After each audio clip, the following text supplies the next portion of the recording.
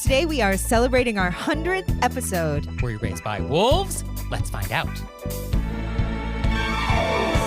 are things that can make it better when we have to live together. We can all use a little help. Some people don't ask themselves, were you raised by wolves? Hey everybody, it's Nick Layton. And I'm Leah Bonema. And let's just get right down to it with our 100th episode. Can you believe it? I can't believe it. So for this episode, we wanted to go down memory lane and revisit some of our favorite segments. I really had a good time. To our listeners at home, we were trying to pick which one should we pull, and I really enjoyed it. Yeah, it was really a blast to go back and remember things that I actually don't remember at all. And, there was definitely moments where oh, that was really funny.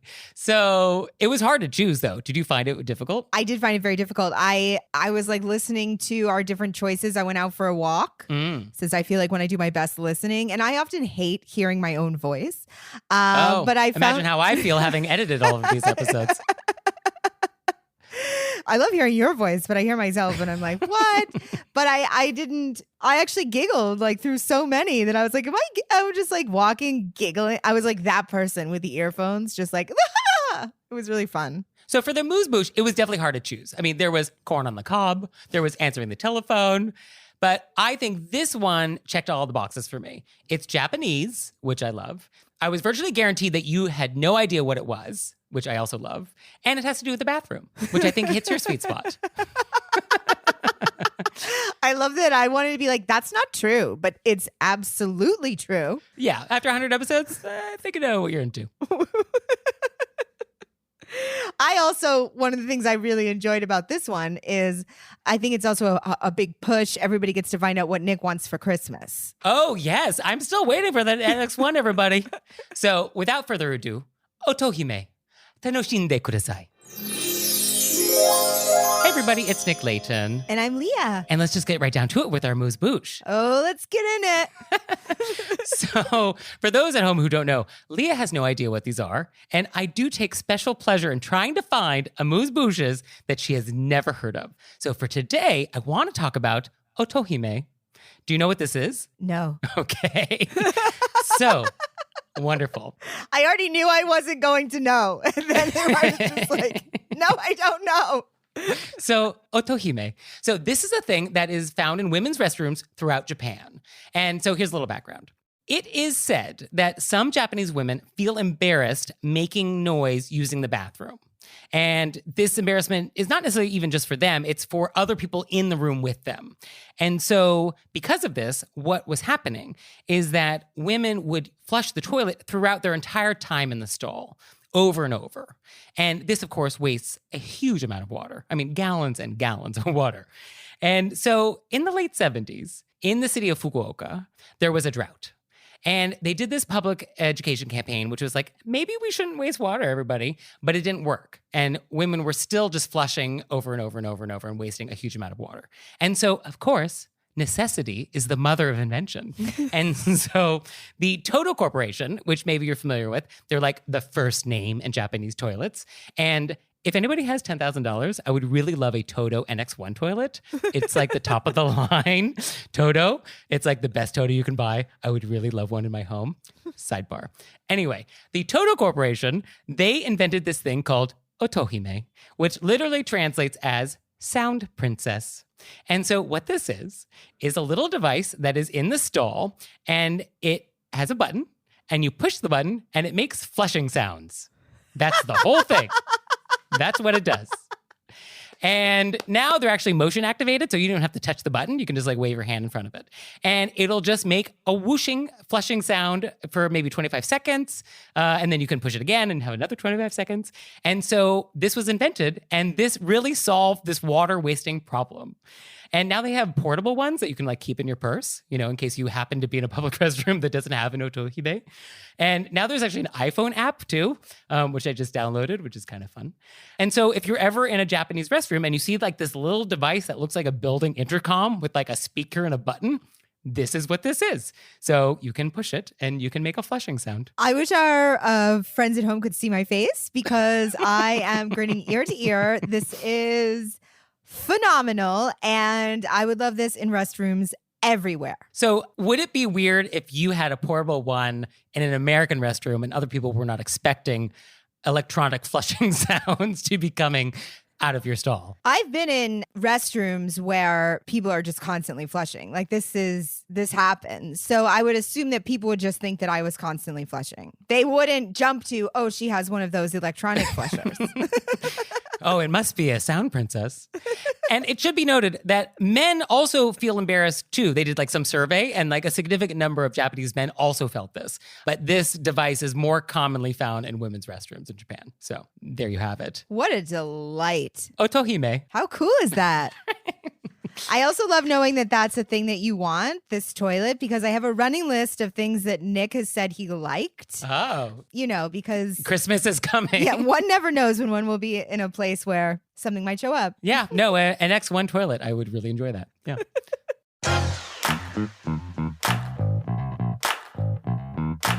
And we're back. And this is the part of the show where we go deep in some topic. Also, we're like, how are we going to pick our 100th episode deep dive celebration topic? We have covered so much ground. There has been ghosting. There's been drive-throughs. I mean, there's just been so many topics. There's been email closings. Yes, guinea pig kisses. Guinea pig kisses. But I think for me, what I like about this segment we have selected is where we kind of go.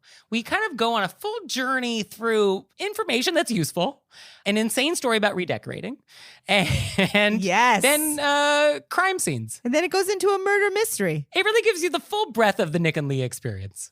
There's like one little, I think it could be easily, because it's just a quick thing you say. And I wrote it down because I loved it so much. Oh. It was the concept of, you said whatever makes that person whole. Oh. When you were talking. And I was like, that's just such a lovely way to say that. Sure. That's also a very legal term.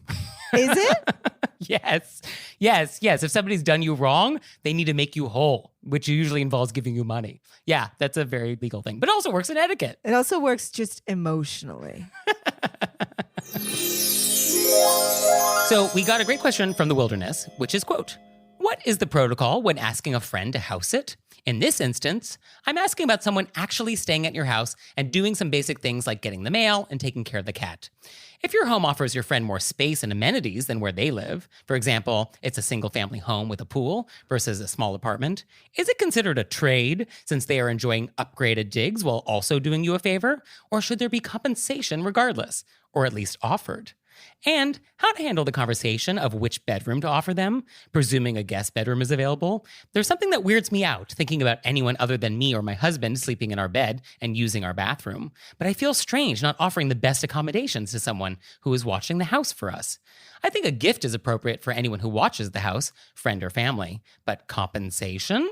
I think right off the top, the easiest part of that question is no problem putting them in the guest bedroom. I don't think that's a thing. Yeah, I feel like that's fine. As long as your guest bedroom is comfortable. You know, if you've just got a metal cot with no mattress in there. Yeah, if it's like a bed of nails, and then I think maybe find it another space for them. But I think otherwise, not a problem. Yeah, if your guest room is lovely, that's no problem. Yeah. I also personally would rather sleep in a guest bedroom because I don't want to feel like I'm being invasive in any way. I can see that. Yeah, I can see how being in like the inner sanctum can feel a little intimate. I think guest bedroom lovely. Yeah, okay, so that aside. You take that right off the top. So my first thought is, in friendship, the currency that we talk about is reciprocation, not cold hard cash. Like, if you invite me over for dinner, I'm not going to slip you $100 bill at the end of the night. Like, that's not what we do as friends. And so I think for asking a friend to house sit for you, I mean, that's sort of part of friendship.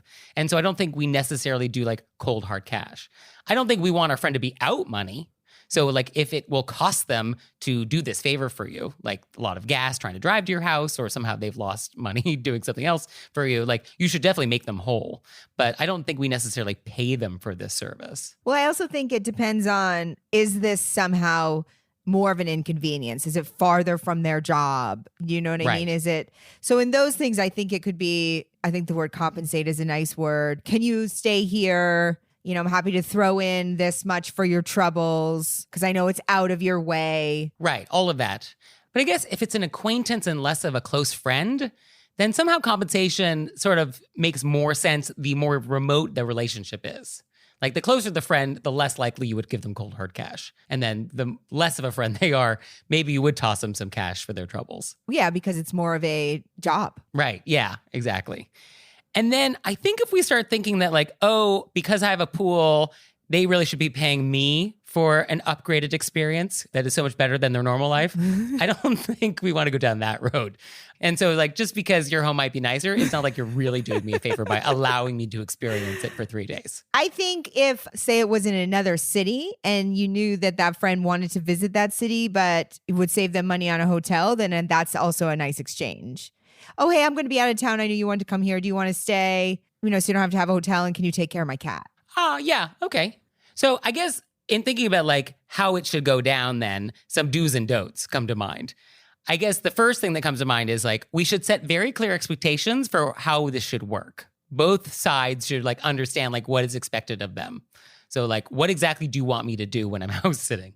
And what are the do's and don'ts? And I wrote that, just ask what's okay, exclamation point. At the beginning, everybody should go over it. Right, yeah. So like if it's about taking care of pets, like are they allowed to go off their diet? Or what are the rules? Or can I eat the stuff in the fridge? Or whatever. So I think, yeah, definitely making all that clear way up top is very useful. Yeah, I think go through the whole list, especially because also I was thinking sometimes when people are out of town, like say you broke something, they may not want to know while they're out of town. They may be like, I'm very out of town. Oh, interesting. So try to go over everything before people leave. I mean, what is that conversation? If I damage something in your house, would you like me to tell you or would you like me to wait? No, not that question. That was separate. I was just saying that because inevitably, you know what I mean? But things like that, it's like, does this person want to be contacted or not contacted? Yes, I think definitely having some sort of conversation about how much checking in do we want to be doing. Yeah. Like if you're taking care of my house and you're not taking care of any of my pets, so it's just about like bringing in the mail, watering the plants,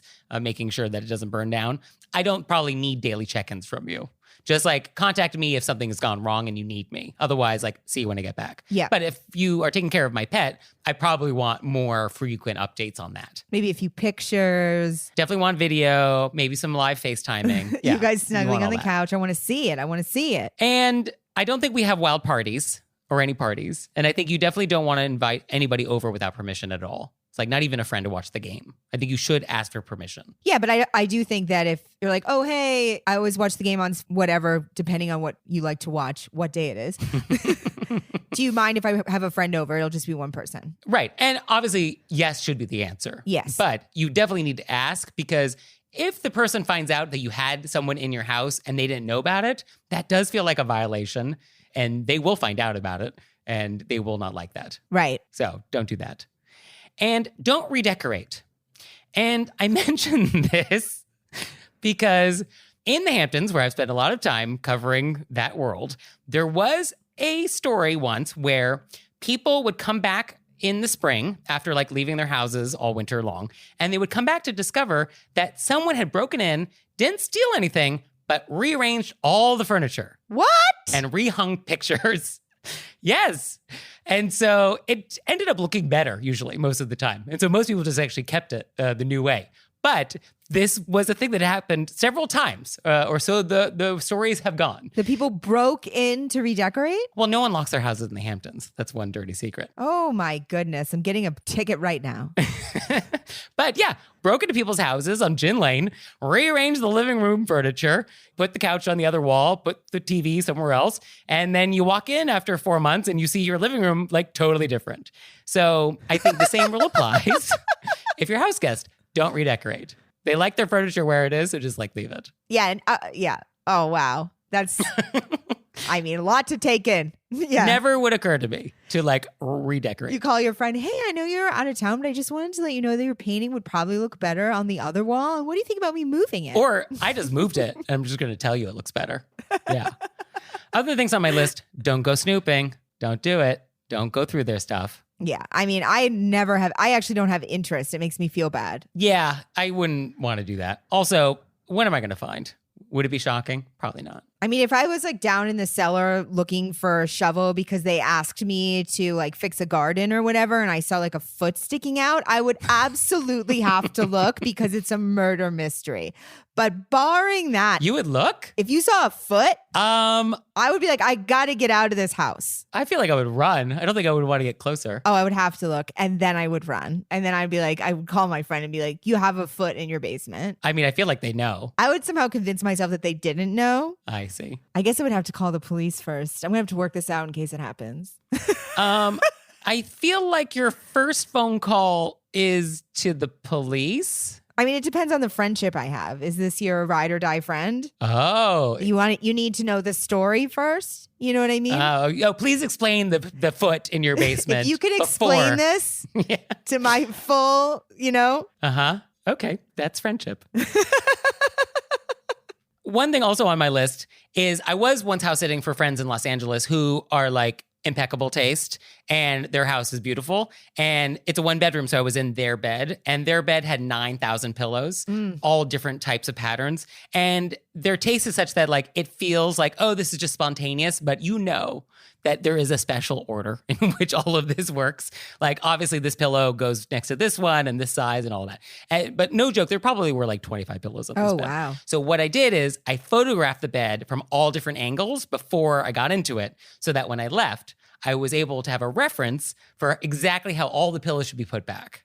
And so I made sure it was like precise to the millimeter. I mean, you, of course, as always, phenomenal. So I do recommend photographing any areas of the house that you do need to put back the way you found them. I think it's a great idea. I would probably sleep on the floor. I'd see it. I'd have a panic attack. I'd sleep on the floor. You're like, oh, I can't I touch it. can't touch it.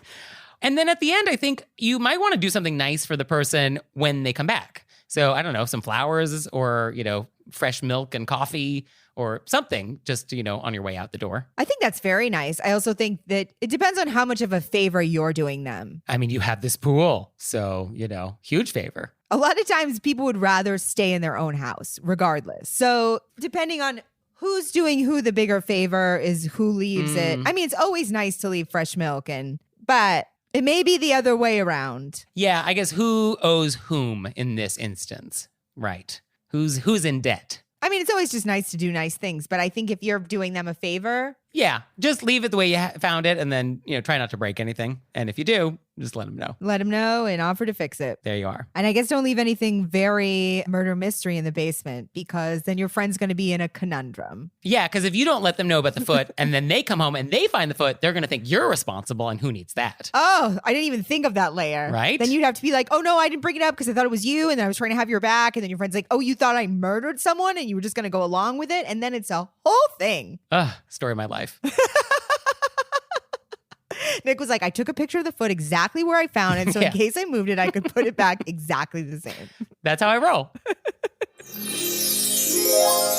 So, Leah, have you had any further thought about what you would do? Would you call the friend or the police first? I actually believe there are 3 options, which I want to make clear. Okay. One is that something happened that they were unaware of, and that's when you want to involve authorities. Sure. 2, your friend did something, and that's why you got to call your friend first to be like, are we hiding this together? Because I assume they had a very good reason, and they're your very close friend. Right. So you want to be supportive. The third option is that your friend is setting you up because they are getting you back for something, or they were never a Nefarious. good friend. They're like living under a different name. They're setting you up for something. They're going to come back and be like, while I was gone. So that's why you have to check it out immediately and figure out which circumstance this is. Oh, yeah. Come over and house guest while I'm out of town. Yes, do me a favor. Yeah. And then all of a sudden you're taking the rap. Wow. I've read a lot of mystery books and people get set up by people they love. Diabolical. Diabolical. And we're back. And this is the part of the show where we take questions from you all in the wilderness. Ow!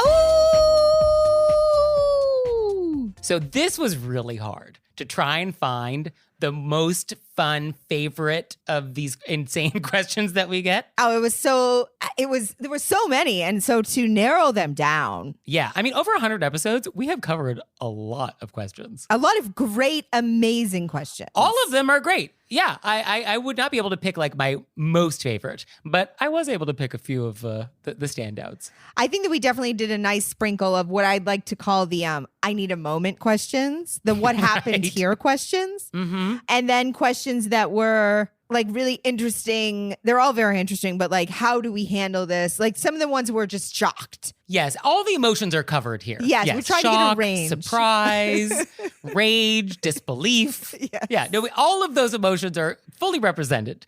So we're also just going to play them one right after another. We're not going to interrupt the magic. So we'll see you after the musical break. Hope you enjoy. Our next question, also about children. This one is good. Unbelievable. I was actually on the floor with Listeners this at happened. home, if you're driving, stop driving because this is what you're going to have to pull over and deep breathe. I'm a parent and have a sticky situation with another parent in our close friend group. Our children are the same age and often interact with each other at school and neighborhood gatherings.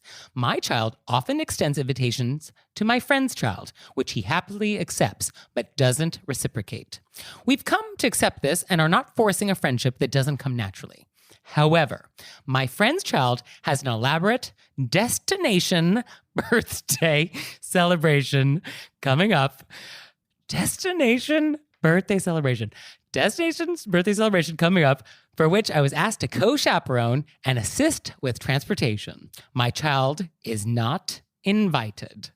I think it was rude for my friend to ask me to attend without my child. I politely declined the invitation by saying I already had plans. However, this isn't the first time a situation like this has come up, and I would like to respond without making an excuse. What should I say next time?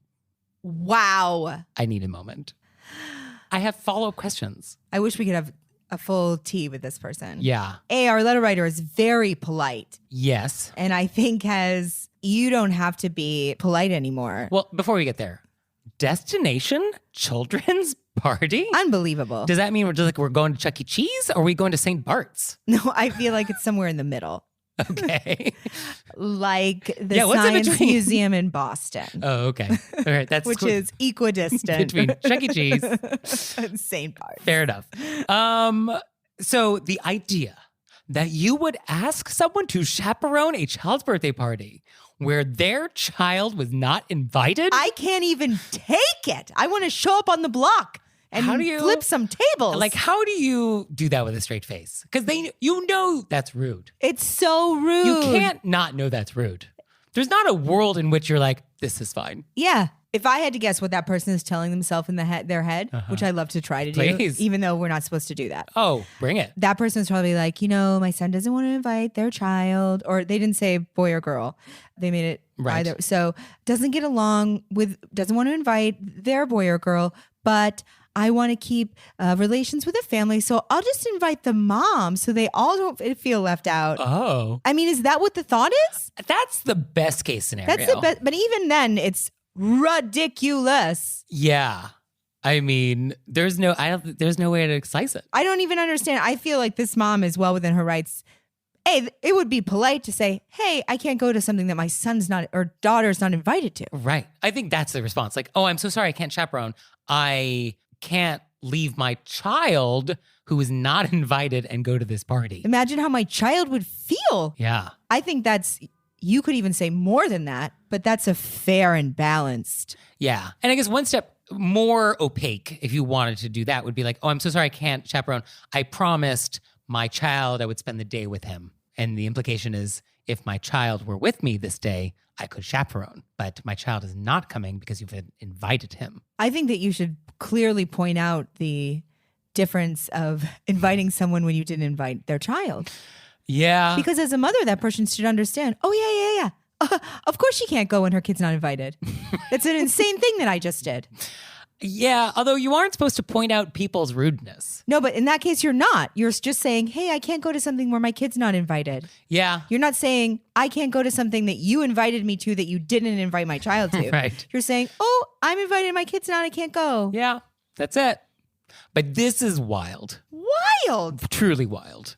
Yeah, I don't think you want to be friends with like this family. Yeah, I feel like it's like a close, I think this happens a lot where it's a small area and everybody's in the same grade. And Yeah. And also get along, people. Just invite them to this destination birthday. What's the big There's deal? enough room at the Boston Science Museum for everybody. Right. Or Chuck E. Cheese. Or St. Bart's. They're all big. They're all big. Our next question. We may need to take a breather after that.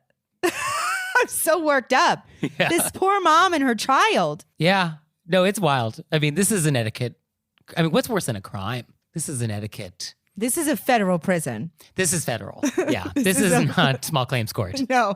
This is federal. Yeah. And this is that place in like Colorado that like has no windows. Yeah.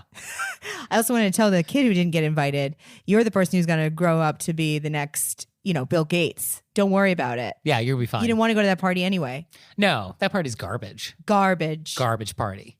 Although, Science Museum is nice. So our next question is, quote, is there a polite way to eat Cheetos? It's a great, fun question. So I've actually never had a Cheeto. Never? Never. Yeah, it didn't come up in my macrobiotic vegan household.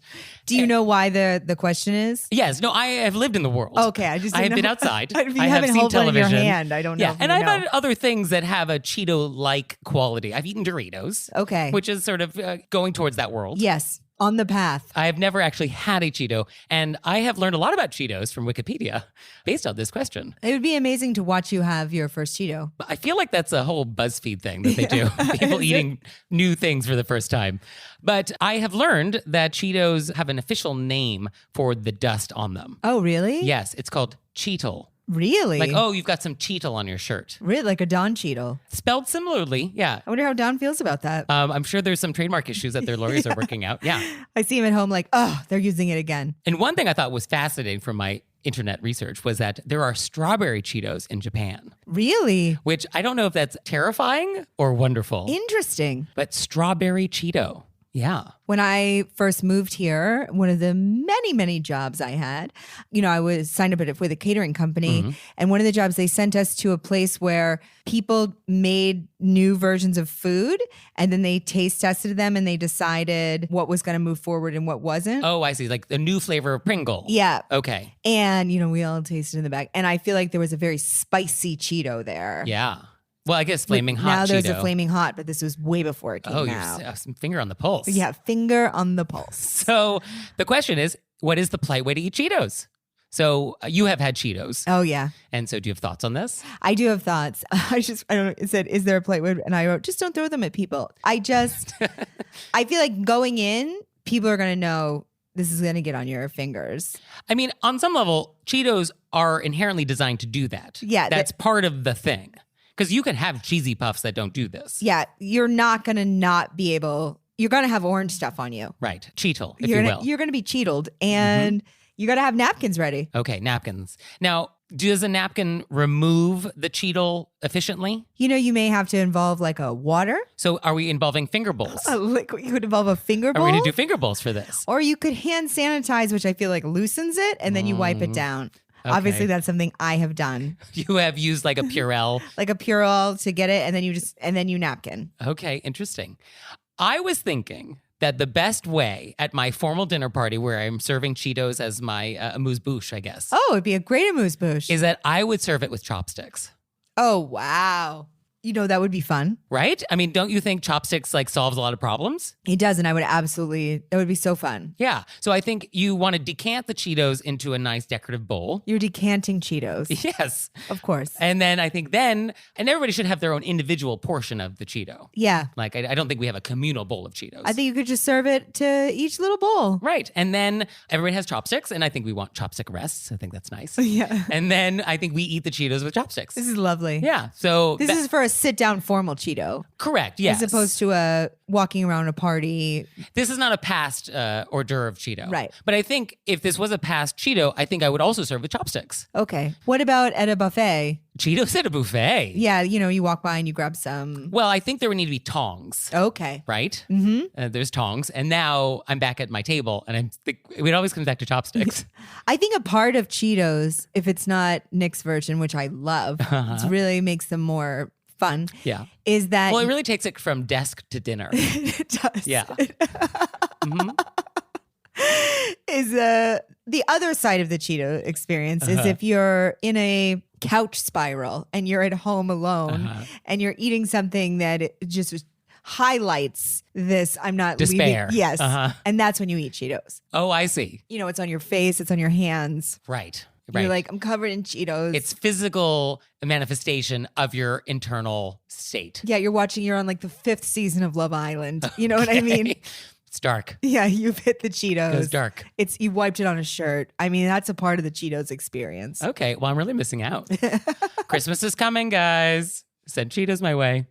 Our next question. Oh, this is real controversial. A friend wants my recipe for my famous chocolate cake, and I don't want to give it to him. It's sort of my signature cake, and it's something I'm known for. How do I decline? This is not controversial at all. It's your cake. It's your signature recipe. Oh, we have very different opinions You on are this. not obligated. What you do is you put it on somebody else. I'm so delighted that you love it. I'd be happy to make it for you. This is a family recipe, and I'm not allowed to give it out Not allowed. because my family, it's just a family thing, and I would be shunned. Oh, I do not agree with that. A lot of people do agree with you, I will say. There are a lot of people who will take your position, or they'll give the recipe and they'll sabotage it. See, that seems very passive aggressive. They'll like leave an ingredient out, or they'll change the amounts, or they'll like change some technique. I think that's bold. There are people that will be like, oh, there isn't a recipe. I just, throw things together. I never even measure. I would just rather people be direct with me than be dishonest because they don't want to share. So this is going to sound like something you say. Okay. I don't see what the big deal is. Just give the recipe. This person doesn't want to, though. Yeah, but like, what's the big deal? It's the There's big so deal many is that things it's in my their life that I signature don't want to cake. do. Right. Half of my life is like things I don't want to do. I would give anybody a recipe. This is not my thing, but this person, it's their thing. Okay. And if you have a thing, Okay. but I think you should own it and say, this is my thing. So do you think that is a polite response? Which one? Just setting the boundary and be like, no, it's I don't think the person family secret. I don't think the Take it person into my should have grave. assumed that you would share. I actually this weekend asked somebody for a recipe For these what? unbelievable gluten-free cookies. You don't even know they're gluten-free. Okay. And I said, is this something you'd be willing to share? Okay. And I would have been fine if they were like, no, I'm going to market these and sell these Okay. because I'm asking them to share something that's maybe their thing. I mean, if there is a commercial aspect to this, that changes the equation a little bit. Or also maybe this is like a community where people show up and they have competitive baking. You know what I mean? I don't know what the backstory is here. But if this is how you feel and you don't want to share, I just think you should be upfront about it. Not rude, just be like, hey, this is like my secret cake. Happy to share other things with you, but not that. Of course you understand. I don't love that. I know you don't. Yeah. But I'm sticking with it. Okay. I mean, I guess. I'm just saying for this person. Yeah. I hear that you don't want to be this person. You just want to accept that this person doesn't have to. No, I'm not saying I don't want to be this person. I'm just saying that this is not my thing. Right. You're happy to give any recipe. Right. I hear that you are happy to give any recipe anybody asks you for. Right. Leah Bonema, free recipes. I have 3. You guys are all welcome to them. But I think a lot of times people actually ask for recipes and they are just being polite. They don't actually want the recipe. They're not actually going to make this thing. It's just like a thing people say. Like, oh my gosh, this frittata is so great. Can I get the recipe? I'm never going to make this frittata. Right. So ignore it. So you could just like, oh, of course. And then like, are they really going to follow up? Like, they're not going to follow up. Okay, say they follow up. What's next? I would turn it over because so much, especially cake, so much of cake is technique that like the way you do it is not going to be the same as the way I do it. We have different ovens, we have different pans, we're probably buying different butter. We're just not going to have the same cake. And also, everybody knows this is my cake. So in our community of competitive bakers, they know that I had this cake first. So I would just give it. Okay. We have differences of opinions. No, but I think we're also reading the question differently. She's saying, I'm not giving up the cake. Yeah, and I'm saying, I think you should. So there's that. Okay. Our next question comes from Los Angeles. And our writer writes, I am at my wit's end, which, This is very exciting. great start.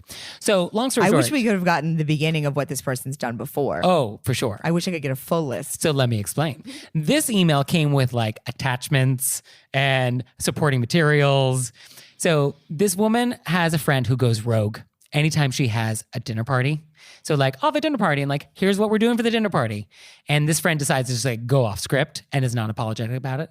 And so our writer in Los Angeles is going to have a fried chicken party, which you're not supposed to invite yourself to someone else's party. But like, if I was going to break that rule, this sounds great. sounds So if you are a delicious. guest at this party, you're supposed to bring a type of fried chicken. Bring a Korean fried chicken, Southern fried chicken, popcorn chicken, whatever it is. You, the guest, are bringing a type of chicken. And our host, the letter writer, is doing all the sides and all the beverages.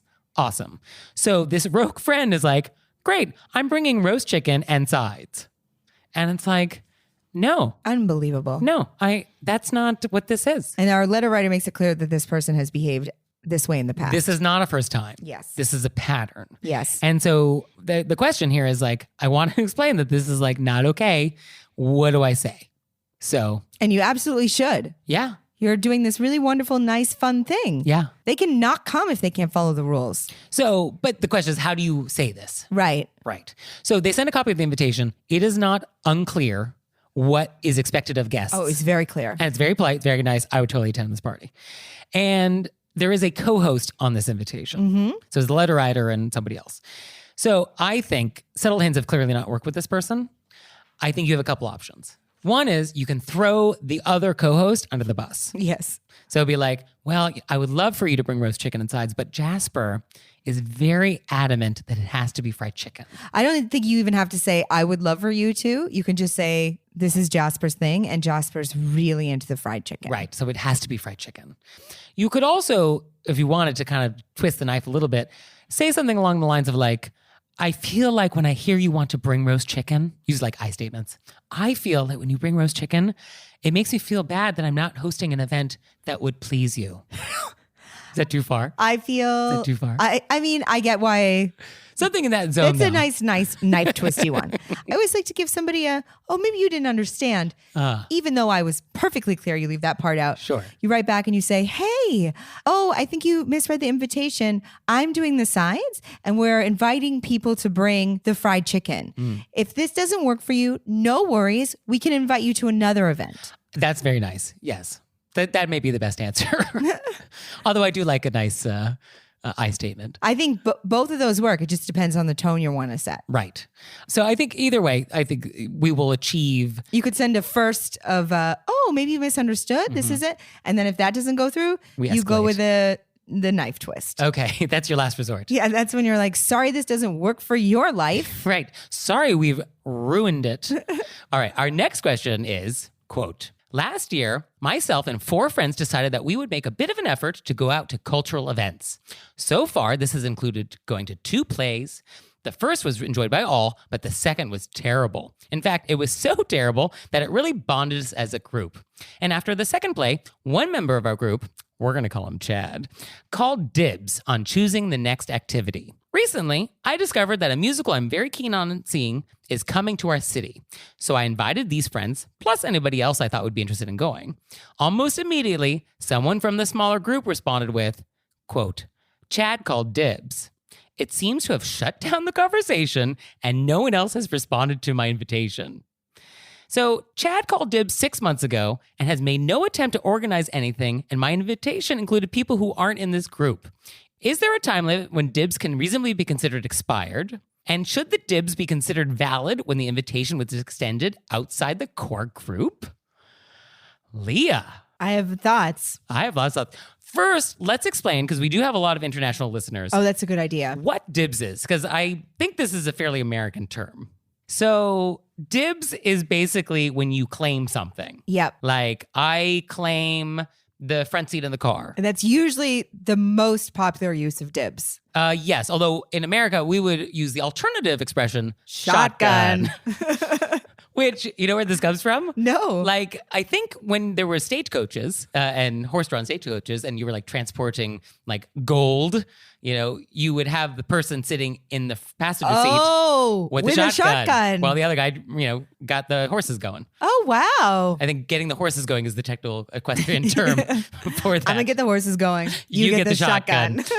so dibs is basically just you're claiming something. Like, I called dibs on the last cookie. I called dibs on the passenger seat in the car. I call dibs on the couch. Right. So that's dibs. My first reaction when I read this was like, Grow up, people.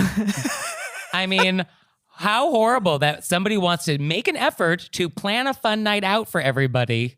I mean, that's my first reaction. Yeah, and we don't mean grow up the letter writer. We mean your friends. Your friends. Oh, no, letter writer is lovely. Lovely. Making an effort, inviting people. You found something that you were excited about. Want other people excited about. Yeah, so our letter writer, totally in the clear here. Yeah, well, Chad is the worst. Also, Chad may just be, Chad didn't weigh in on this. Like, Chad's taken too long.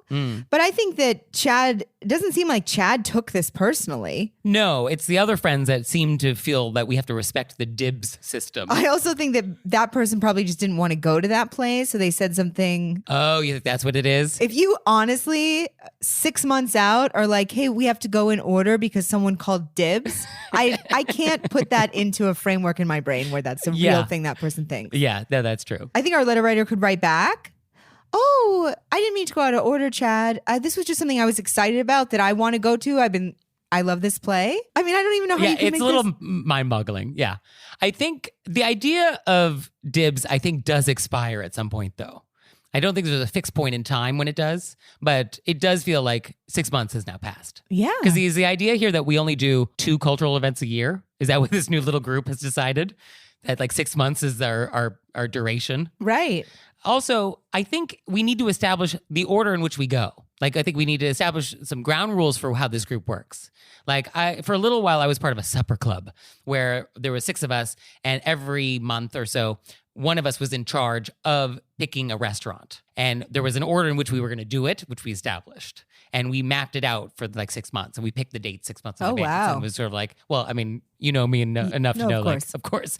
You think we don't have our 2025 plan all sorted out? Of course. But that's how we did it. It was like, oh, okay, I know that like you're doing February, you're doing March, and it was like set. Whereas this feels very nebulous, which is why maybe nothing is happening. Yeah. But also, Chad has lost the privilege. And I don't even think a person has to bring up, hey, it's been 6 months since we called dibs. I mean, I think it could just be like, this is a thing I wanted to do. This is a bonus thing. Yeah. Right. But also... And then set up, I think what you're saying is a great idea. What's the schedule on this? Yeah, I'd like to plan my life out. Would love to make sure I'm available for these dates. Let's get a shared Google Doc going. Right. Yeah. So... yeah, I would say ignore the people who don't want to go. If they don't want to go, they want to go. So then just find other people to go with Yeah. and just ignore these bad people. Yeah, you don't have to wait to go to something because Chad called dibs. Definitely not. And also, in general, I think if you wait on other people to do stuff, you'll never do anything. Yeah. Like, you know, I have a lot of friends that are like, oh, I really want to go to Greece, but I don't have anybody to go with. Just go. Just go alone. Yeah. Just decide you want to go. If somebody can join, great. If not, otherwise, you're never going to leave the house. Yeah. So, And it's nice that he or she is inviting extra people. yeah, we'll go. What's the play? Let us know. We're around. Absolutely. Yeah. So our next question is, quote, a friend of mine recently moved out of state, but before she left town, I took her out to lunch at a local restaurant to say goodbye. As I was driving her home, she asked me if I liked lentil soup. I told her that I haven't had it before because it never really appealed to me. She responded with, my friend's mom made me a huge batch of lentil soup that I've been keeping in my freezer for a few months. It's so good, but I won't be able to eat it before I move out, so I'm going to give you some. I really didn't want the soup, especially since I knew it was now months old. So I said, thank you, but I'm okay. I'm not a huge soup eater. She replied again, trust me, you'll love it, but you'll have to season it first so it's not bland. I gave up and I said, okay. She then asked me if I liked more things. Ketchup, teriyaki sauce, miso soup. I told her, no thank you, more definitively this time. She seemed to accept this until we got back to her apartment. She ran upstairs to get the lentil soup and returned with an enormous bag full of lentil soup and other used refrigerated items. I tried to politely tell her, thank you, but I don't know how to cook with these things and I don't want them to go to waste. But she insisted that she was, quote, saving me money, and proceeded to text me recipes to use said ingredients. I went home and ended up throwing everything out because I have no idea how long they've been open and sitting in a refrigerator.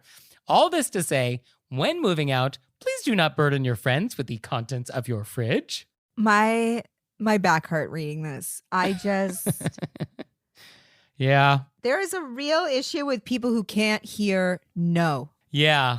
I think we all have this person in our life. I think we all know this lentil soup person, Yeah. right? Yes. I could picture this person in my life. I know this person. Yeah. Unfortunately, you have to dig in on your nose with people like this. No, thank you. And then whenever you just, and it makes somebody, especially somebody like me who I hate saying no to people that I really like because I inherently want them to feel good. But then you just say your no and then that's it. Oh, but you were, no, thank you. No, thank you. And then that's it. Yeah, but this is somebody who doesn't listen. And somebody who doesn't listen, they don't hear no. It does not fire any synapses in their brain. It doesn't compute. No means white noise. So when the stakes are low like this, it's lentil soup. I think we just take the lentil soup. Yeah, but now she didn't just take the lentil soup. Now she took a bag of this person's Garbage. fridge garbage. It just made me so angry.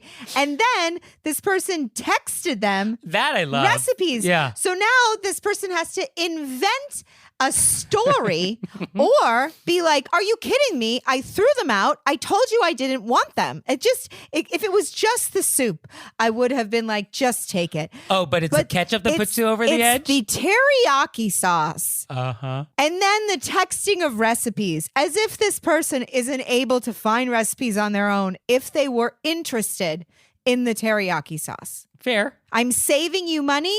Oh, thank you so much.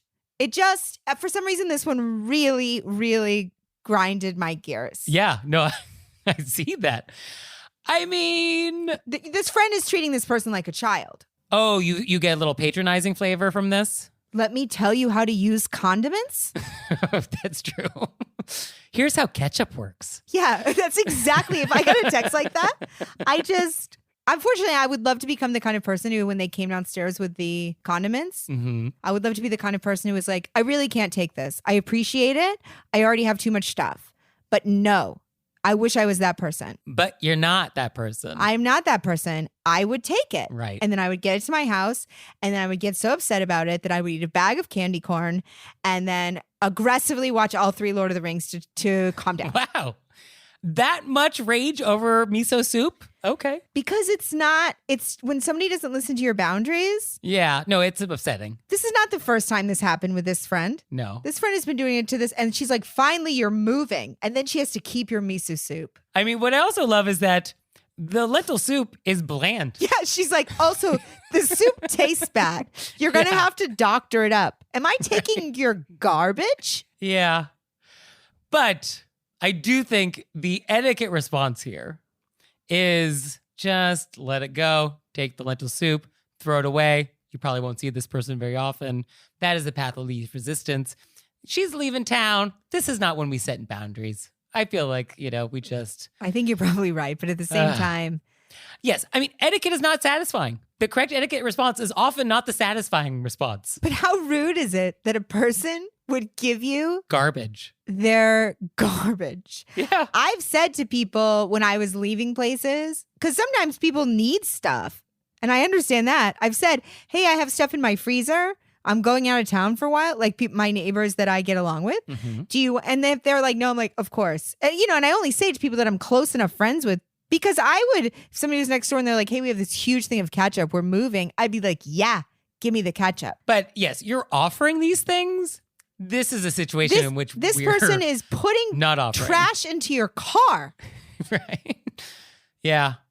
I don't, this for some reason really just put me over. Yeah, no, I hear that. So I don't know if we've come to any conclusion here, but I guess as a PSA, this is a PSA. Please don't do this. Don't do this to your friends. Or anyone. Or anybody. Right. I also think that Nick is absolutely right. The easy thing to do, if you didn't have a lot of backed up emotion about this, would be to just take it and go back to your house and go, I got another bag of condiments and lentil soup that needs to be doctored, and just laugh about it. Yeah, I actually find this quite funny. So I'm into it. And I think that would be the goal. But my guess is that there's some backed up feelings. Otherwise, they wouldn't have written the letter. Yeah, no, this is not the first time there's been some wayward condiments. It's true. So I just want to say to our letter writer, this person isn't listening to your boundaries. And if you continue this friendship with them, your no's are going to have to get louder. Fair. Okay. That's a good way to put it. Sure. So our next question. I'm sweating. So we got a question from somebody which says, I just saw this on social media. It's a photo of a woman who brought her own bell with her to a restaurant in order to get a server's attention. Thoughts? Oh, I have thoughts. So we'll post this photo up on our website so you can see in the show notes. But you can picture it. It's a woman seated at a table at a restaurant, and there's like a little metal bell that you might see at a concierge desk in an old school hotel in a Wes Anderson movie. That type of bell. So she brought one to a restaurant. I have like hot lightning waves going down my back when I saw when you texted me the picture. My hair on my neck, A little tingle. started vibrating. Mm-hmm. Yeah. So we all agree this is rude. This is rude. You should not bring a bell to a restaurant, right? We agree on this. It's whatever is the next thing. You can't treat people like that. You're going to ding your waitress or waiter? Yeah. So I guess that's the question. Why is it so rude? What is it about this that is so rude? Like, what boxes is it checking? I mean, I guess it's patronizing. It's right? patronizing. It's also super disturbing to other diners. This is not just about like getting the waiter's attention.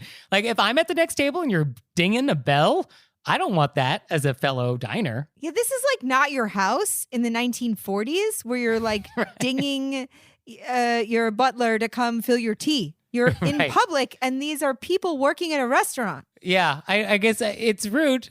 Yeah. So, okay, we have this woman. She's now in this restaurant. What do we say to her if we are the restaurant? I think if we are the restaurant, we send over the manager. Yes. Oh, this is definitely a job for a manager. And I guess we say, ma'am, unfortunately, we don't allow outside bells here. We don't allow outside bells. We say, you're disturbing other people. Yeah. If she asks why. I mean, I feel like she's the type of person who would need to ask why, because to all of us, it's very clear that you don't do this in the first place. So I think the person that brings their own bell needs to have it explained to them why they can't do that. I mean, are her friends not mortified? There was another person at this table that she was dining with. If I went out with a friend and they put a bell on the table, I'd be like, you cannot do that. I would be mortified. Yeah. I mean, I would have to say something to my dining companion. Or if the waiter came over, I would have to give them a look, which was like, I am so sorry. I have nothing to do with this bell. I couldn't. This would be something where I'd have to be like, you can't ring the bell. Yeah, you can't ring the bell. But interestingly, in many parts of Asia, there actually is a bell system at each table. Like I remember being in a restaurant in Seoul and you would push a little garage door opener button and it would signal to somewhere in the restaurant that you wanted service. And then a waiter would come over to your table. Right. And it didn't ding audibly. You're not bringing in your own bell. It was not BYOB. That's true. But I mean, I think I like the bell idea, when you want service. Like, I think that as a generalized concept, if it's sort of sanctioned by the restaurant, I like that. Oh, it's completely different if the restaurant has set it up. Yeah, that's true. It's the bringing your own, which is it's like bringing a whistle. Are you going to whistle at people when they walk by to get their attention? I mean, it happens. You've been on the street in New York City. Oh, I've also been a waitress and had people whistle at me. Oh, that's so rude. It's so rude. It's so rude. Everybody should have to be a waiter for a year. What's more rude, snapping at you or whistling? I'm going to say snapping. Oh, you think a snap is more rude than a whistle? Yeah, because if you whistle, there's also a part of it that's just hilarious. Like, I'll be like, are you whistling? Okay. That will get me over the rude. I'll be like, oh, they're whistling. But if you just snap, I can't. Yeah. There's nothing to even carry me over it. But we all agree, bell is above snapping. Because you had to bring it in as a prop. Yeah, that's true. You had to take the effort to put it in your purse. You put it in your bag.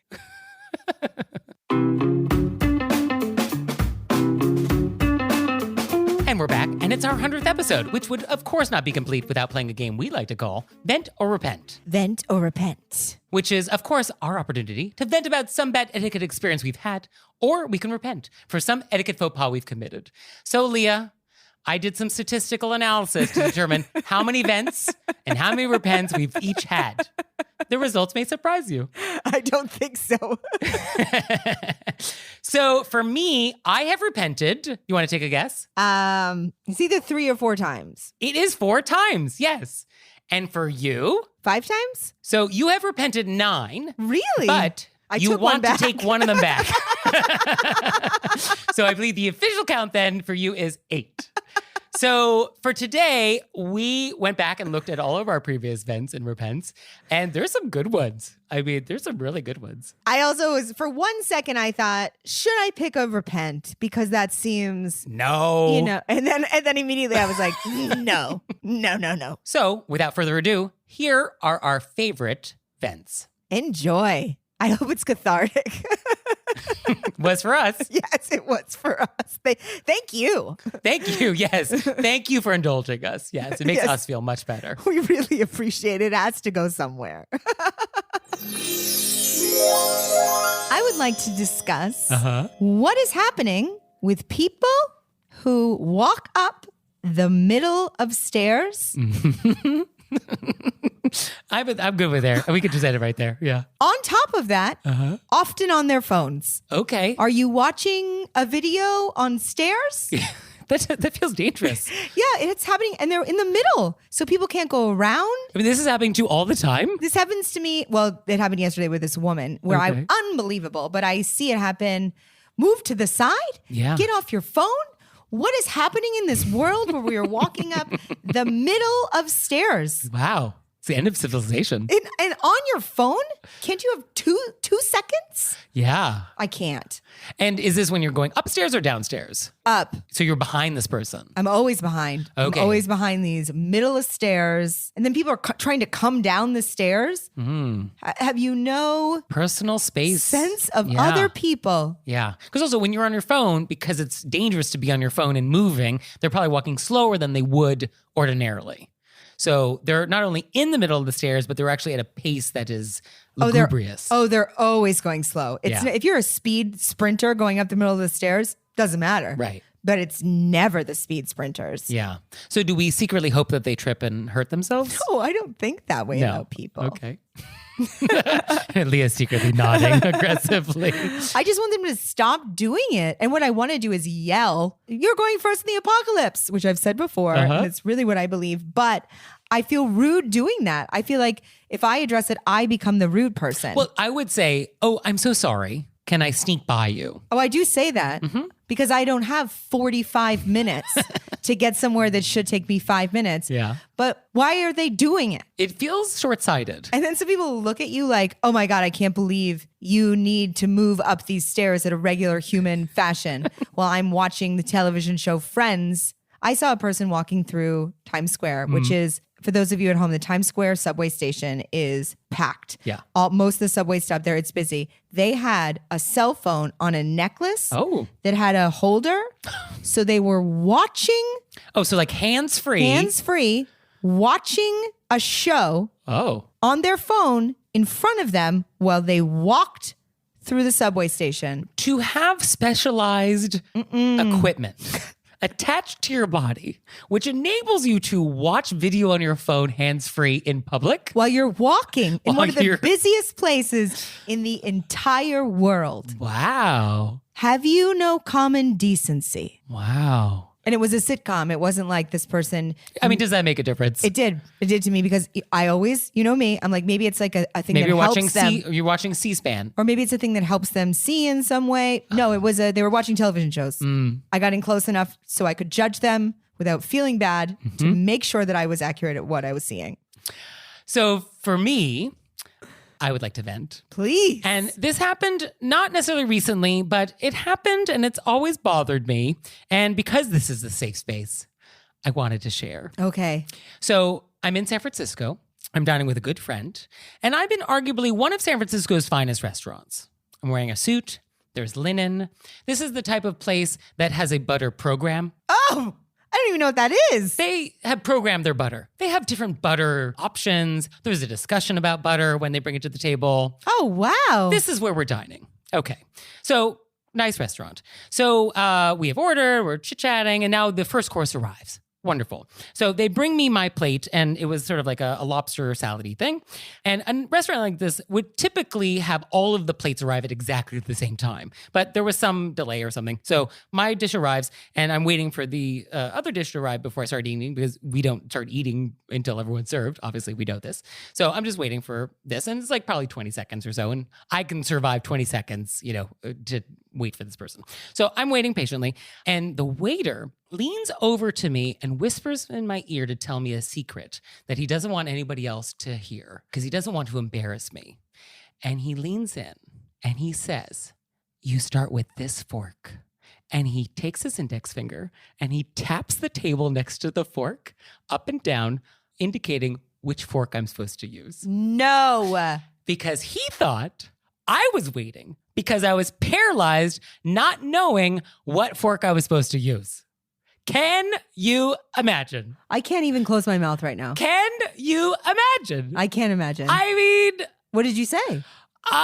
well, first it takes a little while to process this information. You're in shock. I'm still in shock. The feelings that this brings up inside of me I feel like you should call them now. You know what? I thought about it. Yeah. And here's what I'll say. I mean, I was wearing a suit. I looked like I have eaten in restaurants before. I'm Nick Layton, host of Were You Raised By? I know the fork situation here. And to think he was being so helpful, whispering what fork I should be using. What? I wish you had a card with you. So I want, for the record, to let everybody know that I do know what fork to use. And I think we don't correct diners. Yeah, even if I didn't know what fork to use, I don't want to be corrected. No. Everything about this was awkward and horrible and should never have happened. What did your friend say? Well, because this was a quiet whisper designed to not embarrass me. I know, but I mean, everybody sees somebody whispering. I mean, obviously I told her what happened and she was also just in shock. Yeah. So, yeah, there is nothing to say. There is nothing to say. Fork. You start with this fork. Yeah. So I know now. I was going to eat it with the knife. I was going to use my hands. Oh. Or I was just not going to eat until someone told me. I was just going to put my face into the plate. Or where does the food go? Where do I put it? I don't know. So. Oh, no. That's my vent. You of all people to do that to. Me of all people.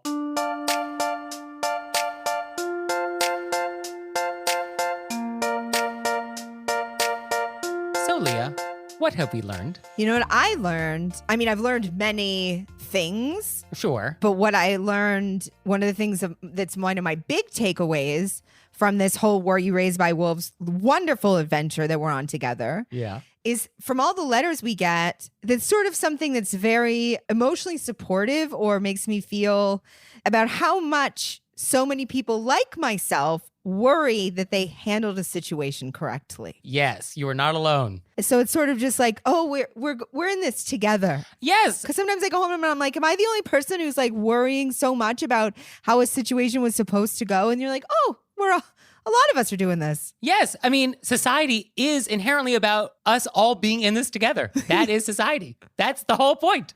And etiquette exists to help make all of that work better. Yes, you cracked the code. That's what it is. And I learned a lot of things.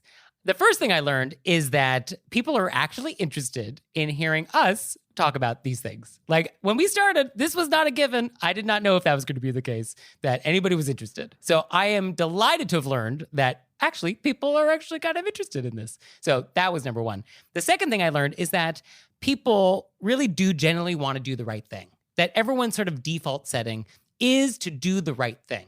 Nobody's out there actively trying to do the wrong thing. Now, we don't always know what the right thing is, but we all want to do that, whatever that is. And I really learned that I think there's an inherent goodness in everybody. And it's really nice to be reminded of that every week. So I really have learned that, and I really appreciate that.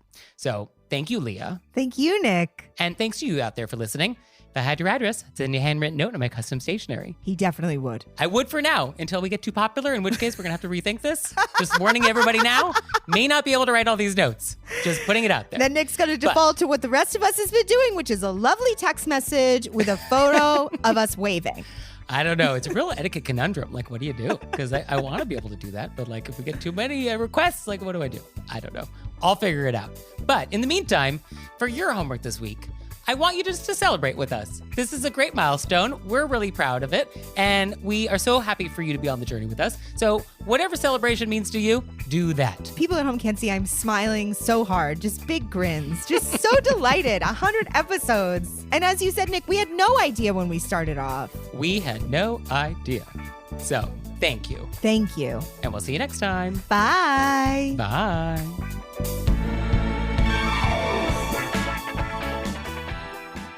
All right, Leah, it's time for Cordials of Kindness, the part of the show that you make us do. But I only give you 30 seconds to do it, although maybe there'll be a little slack today.